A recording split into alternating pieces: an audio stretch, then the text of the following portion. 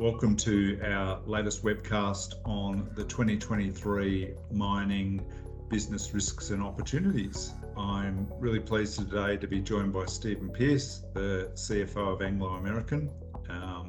It's great to have Stephen join us today. Stephen's had many years in the sector and has done a couple of functions around the top 10 risks with me over the years. So it's excellent to have you with us, Stephen, and thank you very much.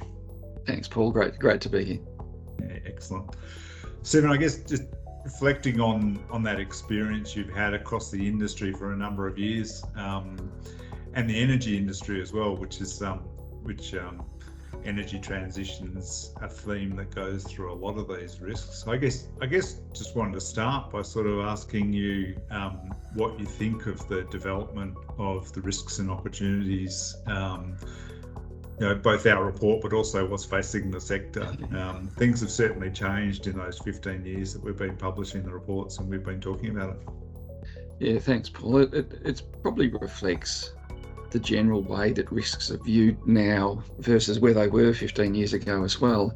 There's sort of been quite a maturing around the holistic view of risk across an organisation and outside of the organisation. And I think when you look at through some of the top 10 risks of this year, they're quite industry holistic, country holistic, but they relate specifically to mining and energy extractive industries. So I think that's been a good evolution, but very much I think reflects that evolution inside companies of how they're thinking about risks, how they express them through annual reports and those sort of things. So quite in tune with where that whole view has moved.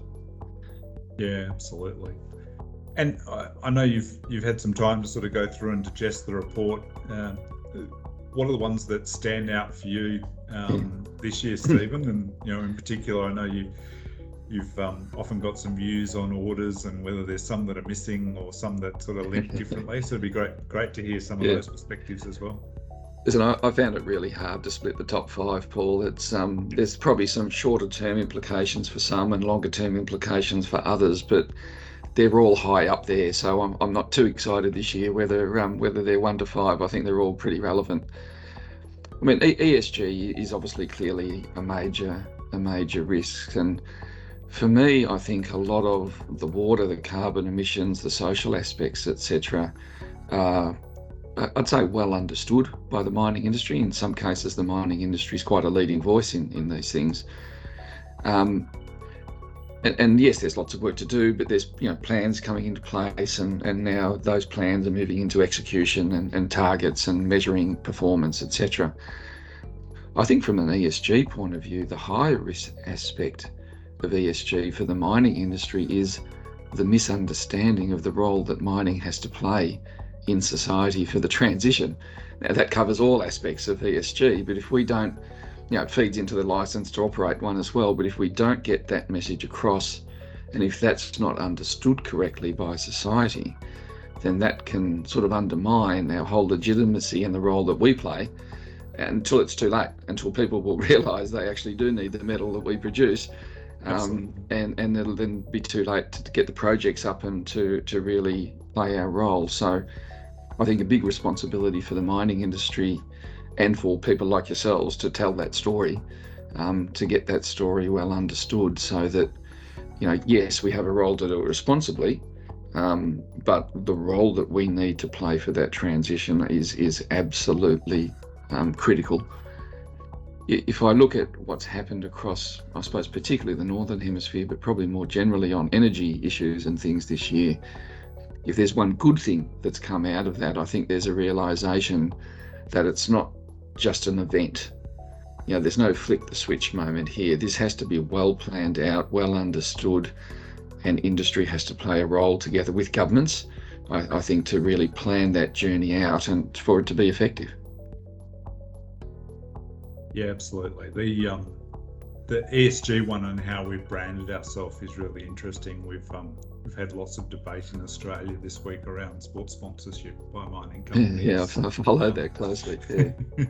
I think it is an interesting one. I think we've seen quite different reactions to that debate in Perth, where we're both originally from, as opposed to Sydney, where I currently live, where the mining companies come out quite negatively. Whereas I think in Perth, people understand a lot more about why mining is critical for energy transition. Whereas I think, we've still got some work to go in sort of explaining that to broader society and why mining is so critical.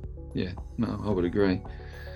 Probably the other observation I would make is there's a couple of risks I would call that I think you picked up, but they run across 3 or 4 categories, and particularly with the CFO hat on, I call a major risk around fiscal regimes changing. The world has emerged from COVID, and the countries need to balance books and get things sorted out. I've got no problem with that. Every country has a right to work through those things to reset, particularly given what we've been through. And expectations are changing, right? And unfortunately, a lot of mining companies work in resource-heavy economies, and therefore, when countries look to reset and balance their books, they turn to the mining industry to play a role in doing that. And that's okay, but it needs to be done in a considered way, hopefully with a considered discussion between the industry and government officials. Surprises like we saw in Queensland aren't necessarily that helpful. Yep. But if governments get that wrong and they misvalue today's cash flow versus tomorrow's cash flow, then people won't invest. Yeah. And if people don't invest, then that's a really bad outcome for the world as well, because projects won't get developed. And we need, copper is a great example that everyone likes to talk to, but it's a real problem. If copper-rich countries don't get this right and therefore don't attract investment from large global mining companies, then that'll be a problem for the world. And it's that important, I think, to get that balance right as they reset fiscal arrangements. Yeah, absolutely. And I think, one of the other things we've seen, particularly South America, changes in government there have caused, reconsideration of fiscal regimes, but without certainty to mining companies, which I think is the other thing capital markets need. The changes that have been mooted in Chile and Peru haven't happened yet, but they're still discussing them. And I think, we probably accept that, changes are going to happen over time and we're going to have to cope with those, but it'd be great if we could know sooner, exactly what that change is going to be so we can put it into those future plans. Yeah, but the point you make about stability, Paul, I think is a good one, right? Because that's, as you consider investing, $4, $5, $6 billion in a major project, you need to have confidence that the rules that you're making that judgment and assessment against are going to be in place when you start to realise the revenue and the cash flows. And these things aren't without risk, right? They do involve risk as you invest in these projects. I think the other one, Paul, is project development, and again that cuts across many of the top 5 in particular risks, but maybe even broader through the top 10. Again, I just wonder whether people realise how hard it is, how expensive it is, and the time it takes to meet all of the requirements, whether that's water, energy, social, climate, technology, all of those aspects are very, very challenging to get large-scale projects that are often in remote regions that are water challenged or don't have ready energy, those sorts of things. So it takes longer and longer to bring large-scale projects to fruition. I think, probably if I cast my mind back 10, 15 years ago, we'd probably speak about 7 to 10 years. Now I think we're speaking about 15 to 20 years for the really large projects. And again, I don't think society recognises the risk and the time that these things take to bring to fruition. Absolutely. I think that's a very good one, and one we've got to talk more about. Yeah. Stephen, I think one of the questions I got asked last year when we put ESG at the top of the list for the first time was whether capital markets had forced that, or whether it was something else that had sort of changed. Yeah. And it's a bit of a chicken and egg question, really. I guess I'm quite interested to understand what capital markets are saying to you.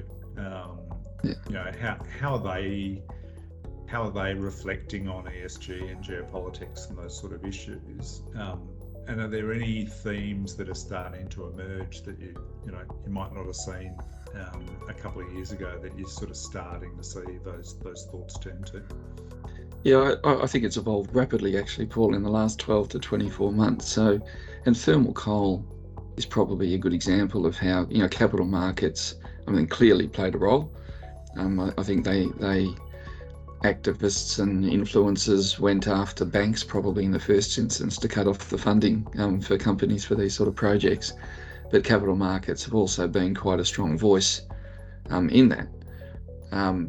But you've got to be careful what you wish for, because big public companies like ourselves, through both portfolio quality of asset and other capital market considerations, then exited thermal coal. Now we've tried to do it in a very responsible way, recognising that the resources actually belong to the country. So we've set up a separately listed company in South Africa.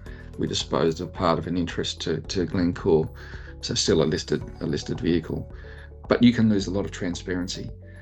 And I think what I've seen is a better recognition now of, I suppose you'd call it responsible owner, even in unwanted or unfavoured commodities where people recognise, well, all right, they're needed today and we need them to be responsibly transitioned over time. And mining energy companies need to play a role in that. And you'd rather have good management and good balance sheets managing through those things than necessarily be forced to dispose of that. And again, I think that feeds into this recognition that this is a journey, and it's a 10, 15, 20-year journey, not a 3 to 5 year or a 5-minute journey.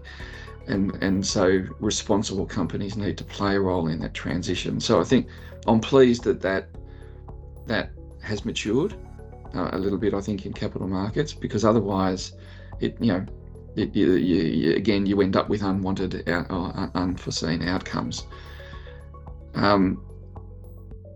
So I'm pleased to see that's the case.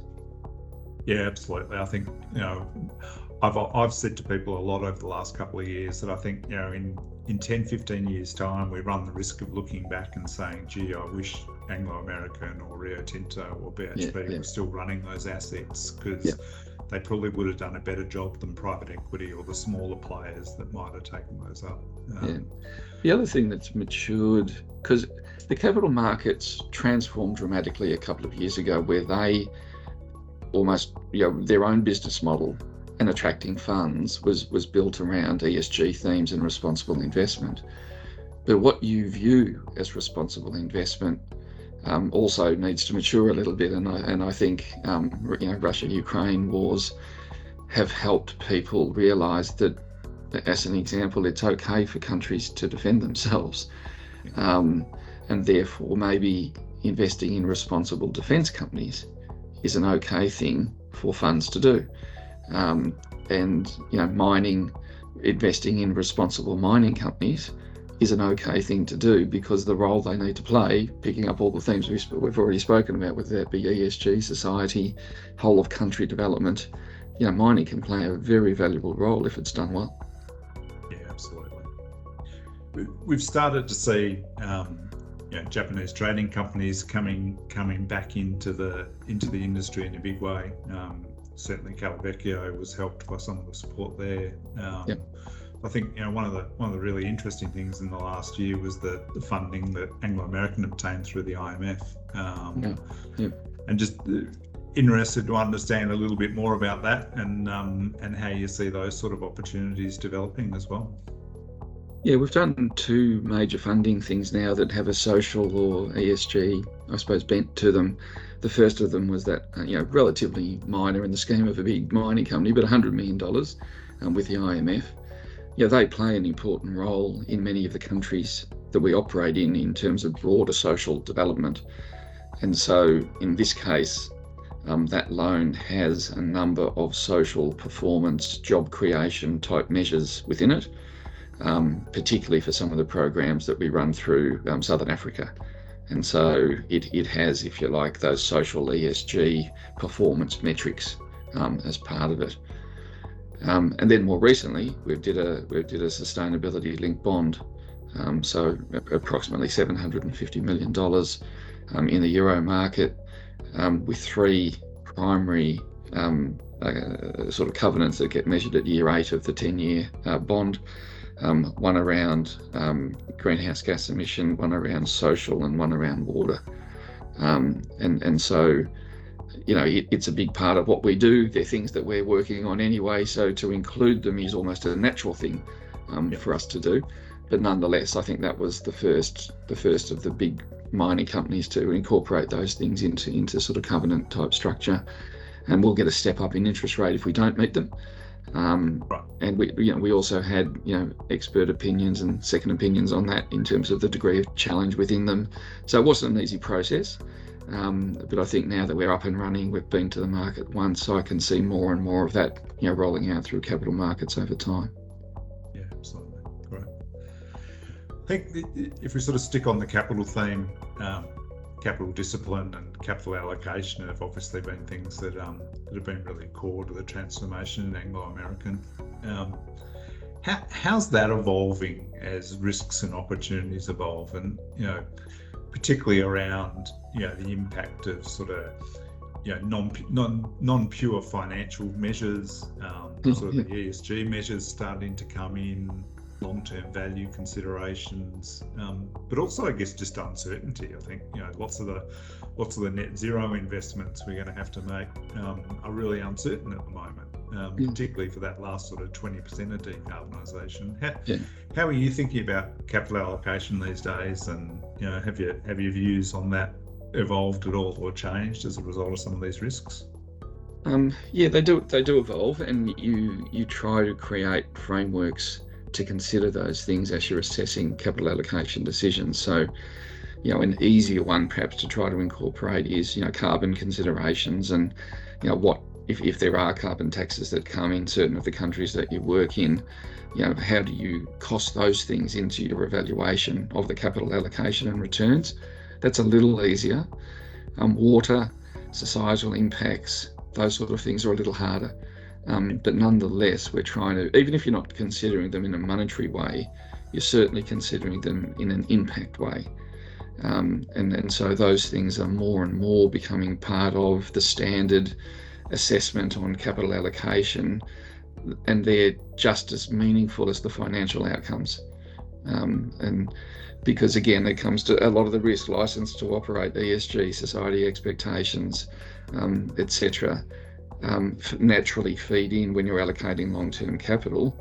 They become very, very important factors as you go live with projects, to consider those things. And I think, you mentioned Quellaveco. I think that's one thing we've hopefully done pretty well there, is really liaise closely with the local communities, really consider our impact on water so that it's a net positive impact. So we are now supplying fresh water to communities that have never had 365-day-a-year fresh water before, and we're using some of the, I suppose you'd call it just natural water that has elements in that make it not suitable for human consumption. We can use that in our processing plant. So we've almost done a swap, if you like, clean water, and taken some of the dirty water and helped the whole agricultural industry in the region have access to water that they've never had before. So yeah, those things are terrific to be able to do. As you say, we've done that with a Japanese trading partner as our major joint venture partner, and that's been a great relationship. Those sort of investors, I think, have a great role to play. They think long term. They think about value and values in the same way that a lot of the mining companies do. So they're great partners to have. Yeah, absolutely. The concept of net positive, I think, is a really interesting one. I think, there are some mining companies that, think that hitting net zero carbon by 2050 will give them a competitive advantage. We certainly hold the view that by 2050 you'll need to be well beyond that. I think that that concept of net positive is a really interesting one in terms of what we should be aiming for. Are there other areas you're thinking about net positives in, and how do you sort of build that in as you're thinking about the investments that you're making in the future? Yeah, there's a couple of pet topics of mine, Paul. In terms of the way people think about scope 1, 2 and 3, I've sort of added scope 4 and 5, which is, the role that mining plays in producing the metals that are needed for the transition, Yeah.